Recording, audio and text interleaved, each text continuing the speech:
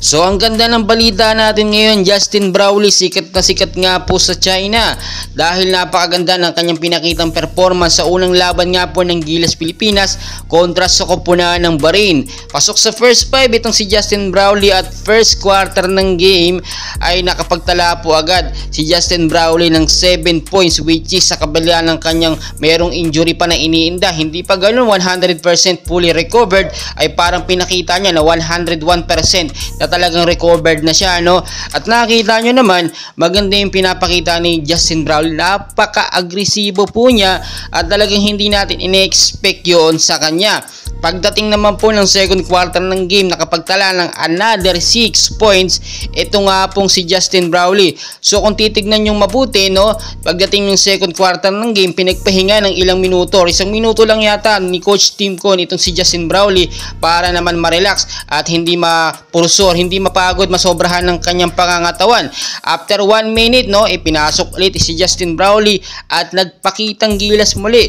Pagdating nga po ng third quarter ng game, dito na talaga lumabas ang galing ni Justin Brownlee. Kumbaga, uminit na si Justin Brownlee at nakita naman natin, no, hindi na siya mapigilan.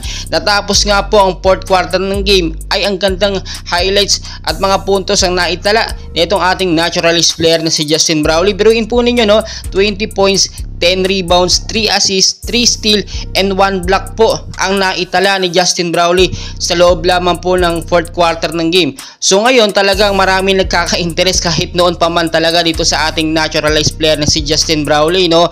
Iba kasi maglaro talaga ito.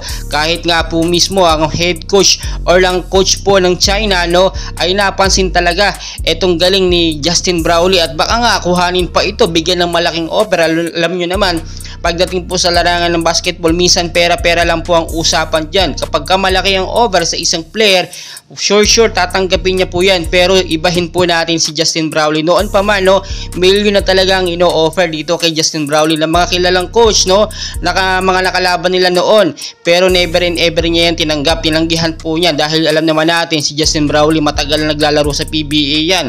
May pusong Pinoy po yan at napatunayan na niya yan maraming beses na. So hindi niya po yun tatanggapin at talagang napahiya lang kung sino man yung nag-aalok ng milyong kontrata dito nga po sa ating naturalist player na si Justin Brownlee. So aabangan po natin, no, maganda yung naging performance ng Gilas Pilipinas sa kanilang unang laban kontra sa koponan ng Bahrain, no.